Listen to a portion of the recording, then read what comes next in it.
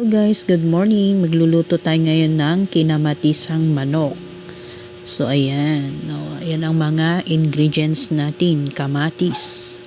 So ayan guys, itong itong recipe na to ay luto ng mga Kapampangan. At yan ang ang nagbigay sa akin ito ay yung aking asawa at meron siyang kasamang Kapampangan dati sa kanyang work at ito siya yung nagsabi sa akin itong recipe na to, kaya try natin to guys. Ayan, magigisa na tayo ng sibuyas at bawang. Isunod natin dyan ang luya at mekos-mekos lang natin yan. At kamatis, isusunod natin. Ayan. Halu-haluin din natin yan hanggang sa lumabas yung kanyang katas, yung juice ng kamatis bago natin ilagay yung manok. So, ayan. At imekos-mekos din natin yan guys. Halu-haluin. Ayan. Para yung lasa ay kumapit sa manok. So, ayan. Masarap nga naman yung recipe na yan guys. Ayan, paminta. Tubig. At yan, pakukuloy natin yan, tatakpan natin. At ayan na nga guys, ay kumukulo na siya. So ayan, napakalinamnam yan guys. Lagyan natin ng Knorr cubes, pampalasa at asin.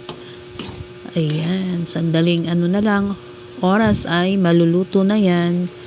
So ayan, buksan natin at kulong-kulo na siya guys. Ayan. Thank you guys for watching. Masarap yung kinamatisang manok. Ayan.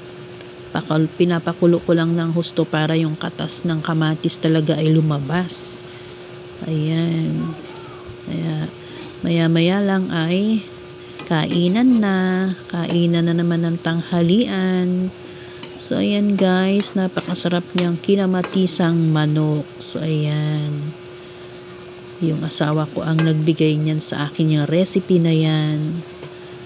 Ayan. Kaya yan yung naisip kong iluto. Ayan guys. Oh, try nyo tong recipe na to. Lutong Kapampangan. Napakasarap niyan guys. Malinamnam kasi yung katas ng kamatis talagang lumabas. Lumabas yung juice niya. Ayan. Yan yung magpapalasa. So, ayan, kung wala kayong ibang maisip na luto sa manok, pwede yung ganyan. Maraming kamatis. Ayan, napakalasa niyan guys. Oh, kulong-kulo na siya. Ayan, kainan na. Thank you for watching. Ayan. See you in my next video. Ayan.